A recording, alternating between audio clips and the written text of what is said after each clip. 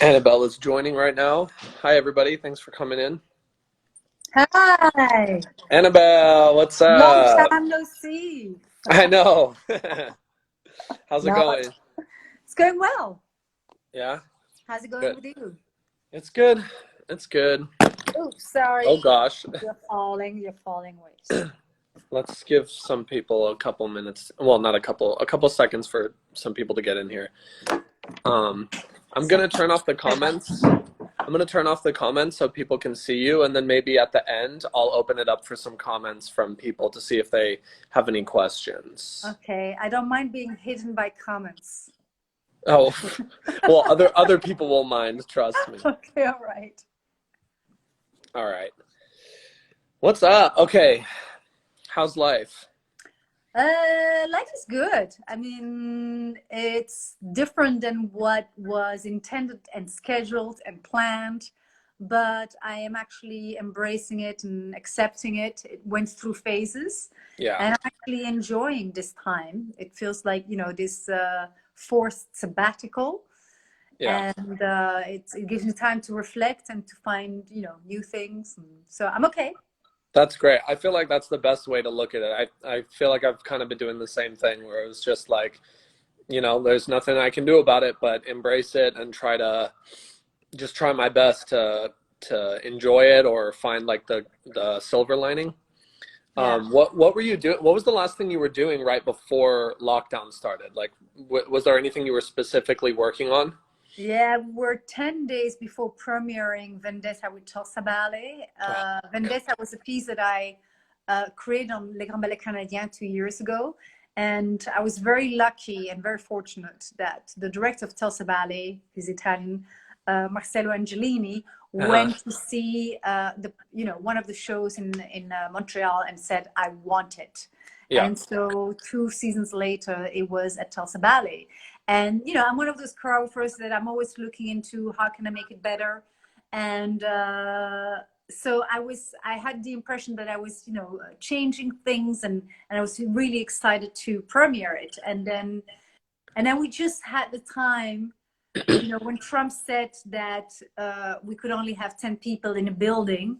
Yeah. That was the day, my last rehearsal day, and we just rehearsed the first act and the second act, and we recorded it, and we gave all the corrections and the changes, and that's it. So it was postponed to the end of the season, to May, Uh-huh.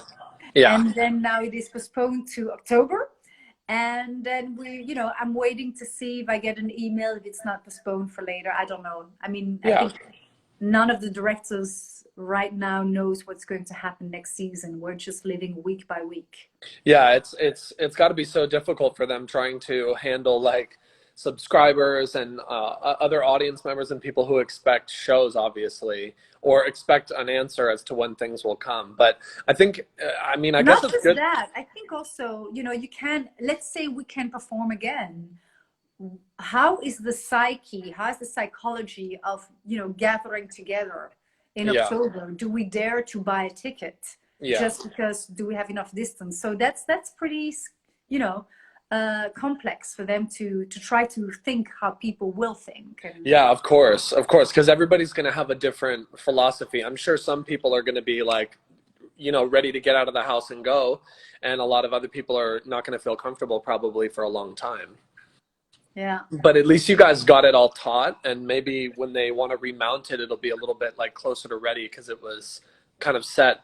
Yeah, I mean, it was supposed to be performed again at Les Grands Ballets Canadiens next season. So I think that was postponed also for a year or two even. Yeah.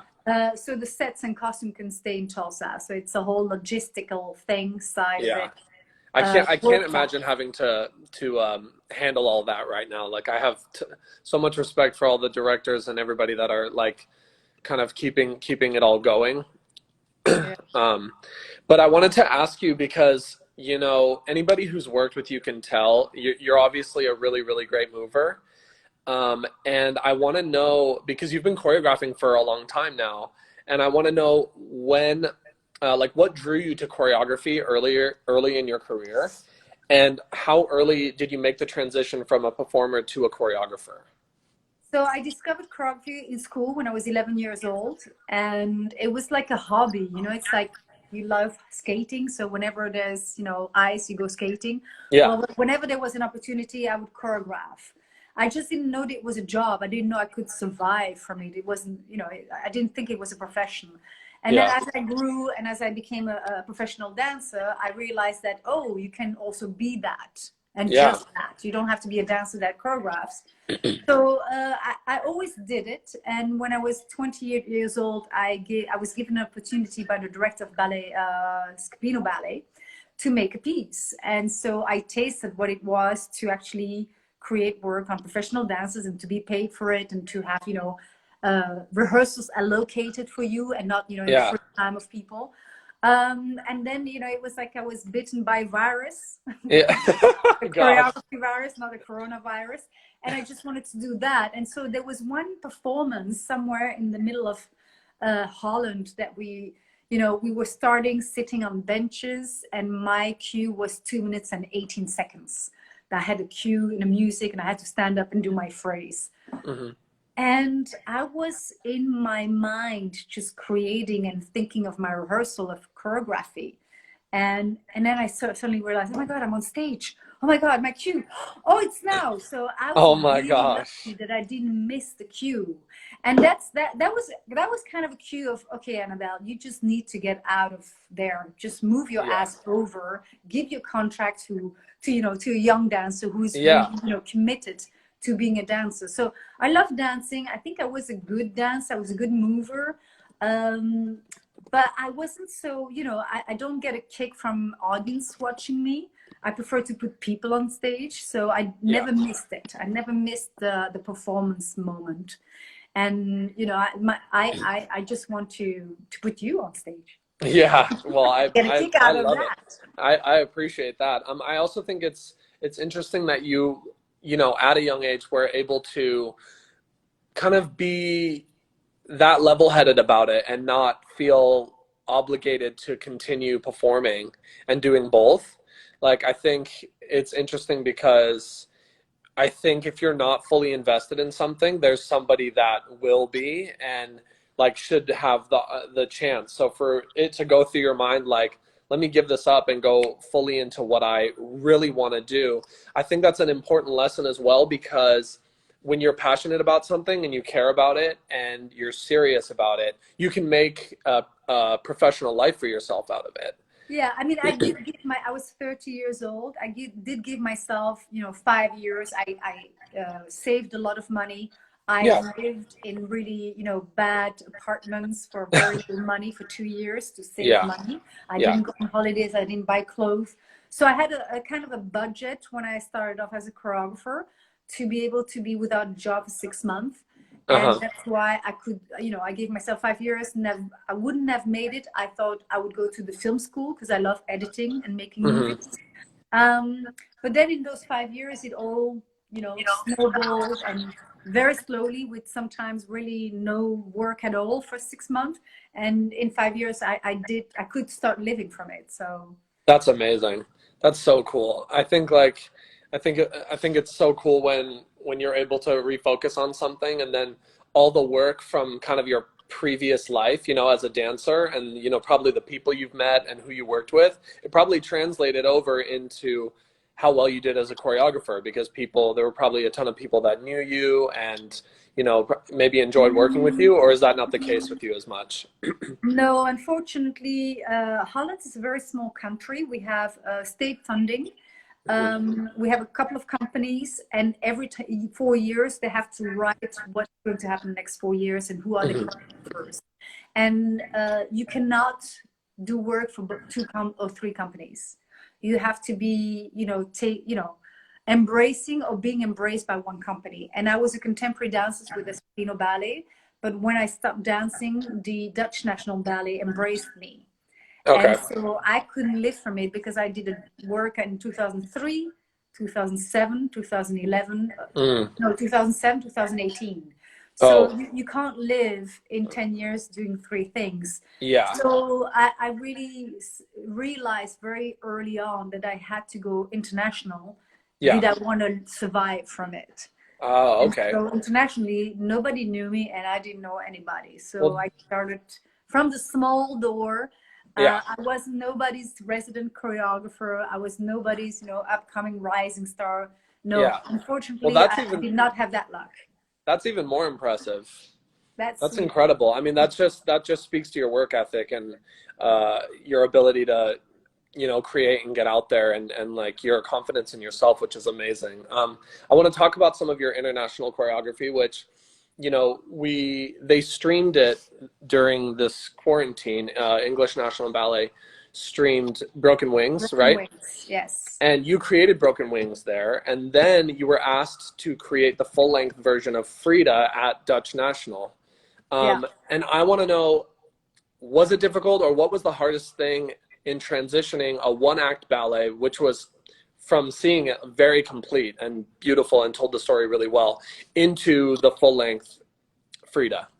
So I had the idea to create a full-length version of Broken Wings 10 days before the premiere of Broken Wings. So back in March 2016. And I even, suggested it to Tamara Rojo. I said, I think this should be a full length. I feel that, she has such a rich life. They're visually so rich that it's like zip, zap, zoop, and she dies. Uh-huh. So emotionally, I couldn't really get into it, and there were so many things that I missed out on. So a couple of years later, when the Dutch National Ballet approached me and said, "Hey, we're looking for a full length. What do you think to do? Do you have something?" And I said, "Well, there's Streetcar that's really, successful, but my dream is to do Frida." Hmm. And so Ted Branson was like, "Okay, let's go for it." That's amazing. So you had already had, you maybe felt like Broken Wings didn't Yes. cover everything you wanted. So you had everything in there that you wanted to Before the add to it premiere of already. Broken Wings, I already knew how the second act of Frida was starting. Oh, I knew the okay. music, I knew how it was. I told it to Tamara Rojo. This is the first scene of the second act. Yeah. And in the first scene of the second act, there's a child that is dressed as, a little skeleton, and that Yeah. is Frida. She's Yeah. dressed as Frida. And there's a tiny other child, 10 years old, that is dressed with a fat suit as Diego Rivera. Oh, You have four skeletons that are like, oh my God, no, please don't get together. Oh no, uh-huh. it was there already in 2016. So it was, I think I like, you know, said it to the universe. I want to do this full length one day. And I was Yeah. really lucky that the universe heard me. Yeah, no, that's incredible. I really would love to see that full length someday, or maybe have Joffrey do it at some point. It doesn't, it's not surprising how easily, you're able to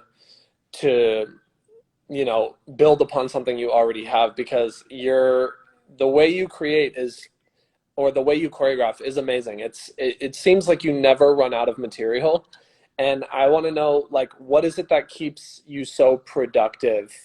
Is it natural that it just flows out of you all the time, or is there something that continues to inspire you, or is there something you tap into when you're about to create that inspires you to just flow? So I've learned with a lot of failure and tryouts and everything that if I prepare too much, I block. So Okay. Yeah. it's best to have an idea to feel like you're prepared. So not to feel like a complete, blank page in front of 15 dancers thinking, and what are we going to do now? So Yeah. that you know what you're talking about. And you say, this is the music. I didn't count it because I don't count music. This Yeah. is Yeah. kind Yeah. of like the idea of it. And then be completely open to what actually happens in front of you, and to get to know who are the dancers. There's always a natural dynamic. There's always Hmm. a leader. There's always a funny guy. There's always somebody that's cranky. There's always Yeah. somebody that knows the count, like, Stash. She always Yeah. knows the count. So, Yeah. this kind of thing is like, be open to see that, to observe that, and then react on it, and then make the piece on the people you have in front of you. So sometimes the piece turns out to be very different To than what what you I had in mind. thought it would become. And so I don't need to be prepared. That's amazing. My job is to be awake and to see what's in front of me, and then to react upon that. And, people are always like, oh, you're so organized, because after 55 minutes, I'm like, okay, and we have a 5. No, it's because I have no idea after 55. You're like, I I need need a a break. break, I'm good with you this know. 5. And so it's, for me, it's, working in the States and having that 5 obliged, that's Yeah. great, because that's the moment that I think, okay, what's next? Because, Good. I come pretty unprepared, but I That, just react really fast. So it doesn't, yeah. Well, you guys don't see that, I that think I'm that's prepared. good advice, honestly, though, because I think honestly, sometimes when you are too prepared, um, if something goes wrong, you're not ready for it. So sometimes, like for me, performing, like I I don't like if it's a full length where I have a variation, which I always get nervous for. Like I don't really practice stuff from the variation before the show. Because I'm like, if I get out there and the lights in my eye, my costume feels weird, and Yeah. it all went so well backstage, like I'm not gonna be able to Well, adapt. you're just going to compare to, you know, to Yeah, what it was before the curtain was down. It's the same as a choreographer. You're like, okay, so today I'm going to make 1 minute and 20, and he's going to do that lift. And then the yeah, lift doesn't work out. You're just frustrated. yeah, of And the best course. feel if you are doing, you know, whatever is on your paper, or you're doing something on them inspired by who they are. They do Yeah. feel this, a different vibration. Yeah, we definitely do. I think like there's definitely a difference when you have somebody in the room that's choreographing something that they've already made and it's meant to be choreographed on you and you're just like, well, this was like already done. You know, this has no like I get no say in this basically. And I do feel like dancers and the work is always better when dancers feel like there's a Yeah. piece of themselves in it because that's when you're the most honest is when you feel a part of it, you know? Yeah, you Um, also, as a choreographer, you feel the pride when a piece is made on a company and it's like they're like, it's ours. Yeah. And then I mean, then they treat the piece differently, you know? Yeah, The piece will have more longevity when the company feels like ownership of it. yeah, Um, I want to talk about like some of the stories you choose to tell because I think that's what sets you apart from other people is they're really interesting and they're really cool. And, you know, I think back to when when I did some music for you for Delicious Pesticides, which you did on Wim Wim, which uh-huh. was like so cool. And I loved that you were inspired by Pulp Fiction. I thought that was so badass. And you know, you have ballets like Vendetta, which is the story of it's the story of a female leading the mafia, right? Yes, it's a And godfather, but then the daughter gets chosen as the next, you know, as the leader, and then you have Frida and Broken Wings, and even what you created on Joffrey, which is Mamatus, which I think you said is based on clouds that mimic the female's body, right? yeah. Well, Um, some angry black birds on top of a, you know, a tree of light mhm. inside of a, you know, cloud made of, you know, looking like breasts. Yeah, I What's mean it's happening when so you go? great. It's such a different. It is truly a different perspective, and I think it's what we need in the ballet world. And I want to know: do you sometimes experience pushback on your ideas for pieces that companies commission you for, or do you feel like now or that you're given free reign creatively?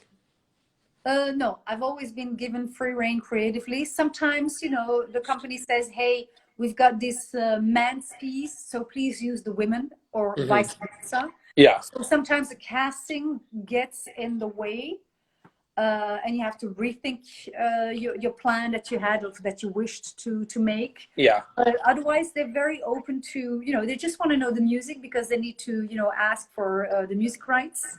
yeah, They need to know if you're using the same music as the other choreographer, so they check upon that. But otherwise, they very much let you do what you want. I never had a company saying, "We don't know." yeah. Never. Well, I think that's interesting for people to know, and correct me if I'm wrong. Maybe it's very good for aspiring female choreographers to know to you know I think we all understand now that there are times when our world is very male dominated, and I think it can be hard uh, for women to feel like they can assert themselves. Maybe not everyone, I'm saying, but I feel like, you know, if you feel like the minority, it can be hard to assert yourself, and you've always been very assertive, and I think it's really Yeah, paid off for you. And maybe it's important for people to know to like be true to themselves and stick to what they want to do. yeah. I think we're not, you know, human beings are not just male or female. I think we have both. Of And I think course. it's up to the leaderships to be more in contact with their feminine side. Hmm. empathy and trying out things, not completely being planning things. Yeah. And it's up to the female choreographers out there to be more assertive, which is a quality given to men, and organized. So yeah, I used to be a tomboy as a kid, so I don't know if Hmm. that's why my male side, that is sort of grounded, is Hmm. the masculine side that for company directors, that it feels like they can talk to me, and it's not like I'm like this butterfly that they can't really Yeah. Yeah, communicate. which is, I mean, I think honestly that's a preconceived notion that nobody should have. Like, I feel like there should be an open line of communication always, but I mean, I do think I definitely do you're, believe, wait, I do believe that directors have to make an effort to show the work of female choreographers, just because art has to represent what society is. yeah, And since we are 50% of society and we see the world through female eyes, we should be given that platform, so that the audience, who's also represented by women, yeah, see what a woman sees. So yeah, it's representation. And if they feel like they don't have enough female choreographers, but well, look for it. yeah, look for it. They're Look out there. and make an effort. And okay, you can say, well, it's all about equality. Yes, that's true, but you have to nurture them. You Yeah. have to give them a platform so that they can grow, make mistakes, fail, and get better Yeah, I after. think I think honestly you have to leave, like, I agree with you. You have to leave room for failure because there's a lot of male choreographers who have plenty of failures on their plate, and they continue to work and they continue to be highly regarded. And most of them deserve it because they are great, but we need to afford that same lenience with females, people of color, and all of that, because the more, just like anything, the more experience somebody with talent has, the better they're going to get. Yeah, And failure teaches you how to succeed. yeah, So yeah, that's extremely important. And I thank you for talking about it so openly, and especially with me.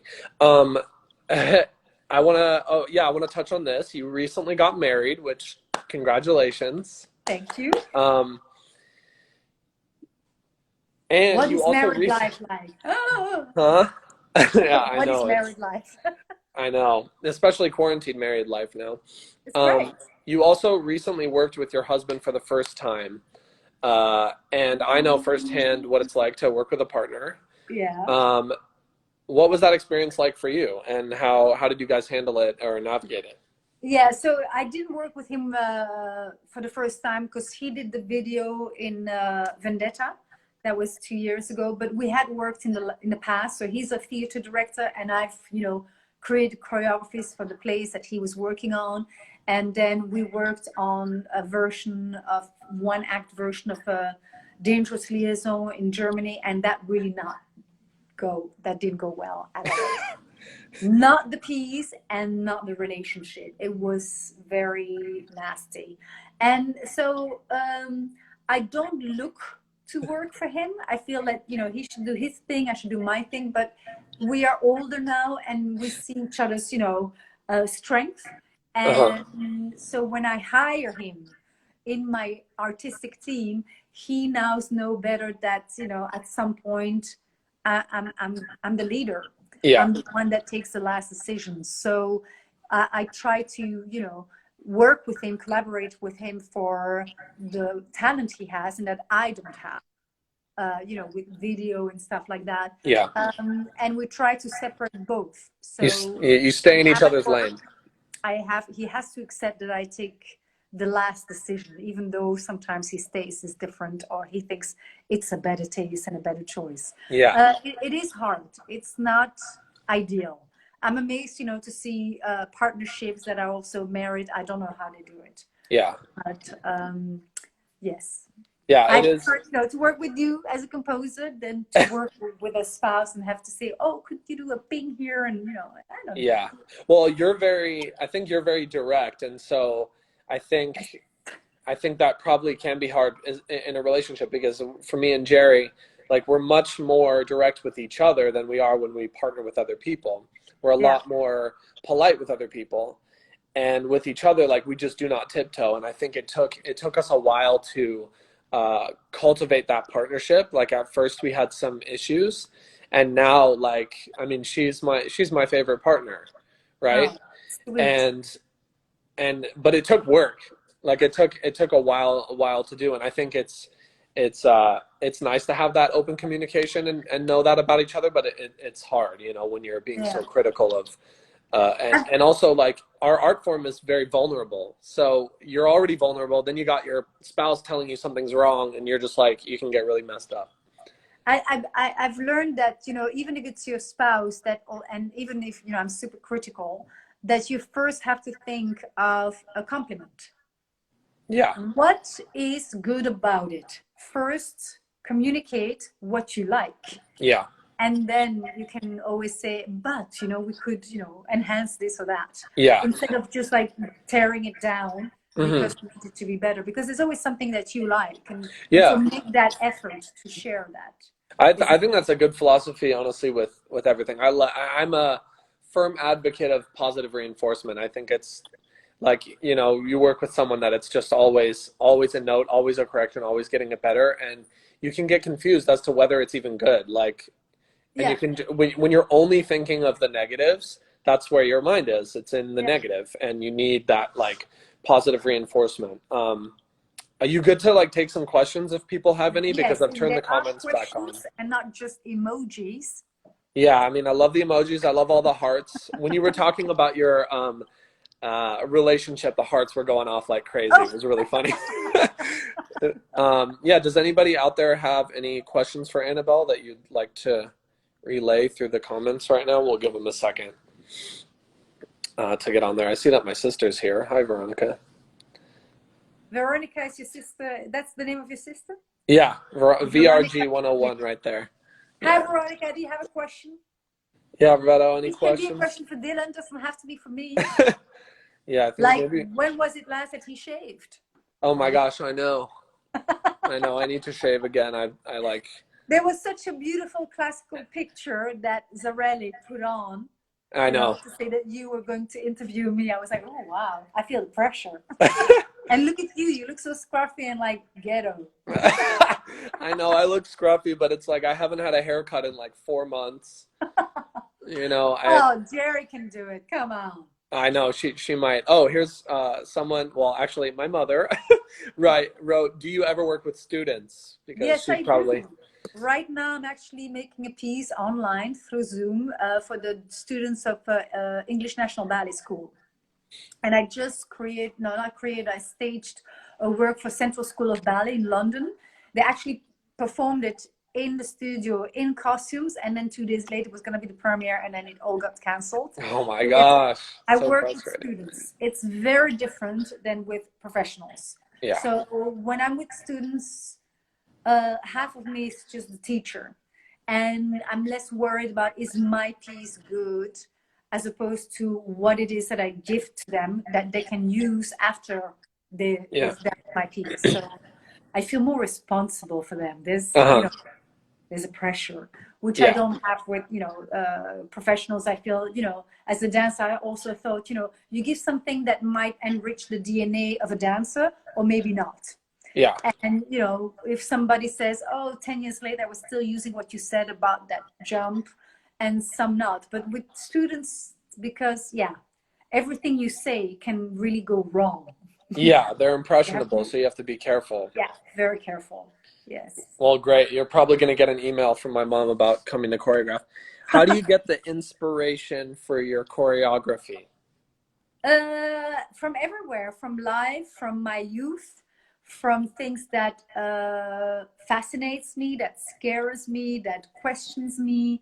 I love paintings. I love, you know, I just painted my, look, I did this on my drawer. Oh, nice. Love it. I, I love how forms and how the history of painters. So I did things, you know, about Frida Kahlo, about Magritte, about Salvador Dali. So yeah, that and anything that I question about life inspires me. Love it. Also, she said earlier that the people in, you know, when she comes into the room, she takes the inspiration from the energy in the room and what's going on, which is part of what makes her such a great choreographer. And then we have a lovely comment from Carlos Lopez. Thank you, Hi, Carlos. Carlos. Lots of respect for Annabelle and her work. That's great. Thank All you right, for cool. coming in. Um, yeah, okay, great. Well, that was really awesome, Annabelle. Thank you so much for talking with me You're welcome. and being so open and candid. And I hope, some people took something away from it because I definitely did, because you are really amazing. Um, And we will see each other tomorrow night because please tell the people that are watching what we're doing. oh, yeah. Well, Annabelle, myself, and my fiance Geraldine are working on some choreography that basically uses our home as the props and backdrop. And we're gonna film it with a friend of mine named Zavi, and he's gonna cut it together for us, and we're gonna have a nice little dance video project for everybody. So you guys can look out for that. Also, she has a video posted right now, which is actually the retirement video for a dancer Yes. that she knew. Which go over and take a look at that because there's a lot of people that were retiring this year, and they're probably missing out on their final shows in front of their audiences. So go I out can and always support that when choreograph you for you can. guys. Yeah, send her choreography requests. Um, and yeah, everybody, thank you guys so much for coming. Thank you for coming in. Thank you, Dylan. Yep, I'll thank you, see you Annabelle. tomorrow night. Yeah, I'll see you tomorrow. All right, Bye. goodbye. Sorry, Veto, we got a little we got past the comment, but I can ask her that for you and let you know. Anyway, thank you everybody for coming. Annabelle is obviously really incredible and has a lot of great advice. And yeah, thanks again for coming. Have a good day.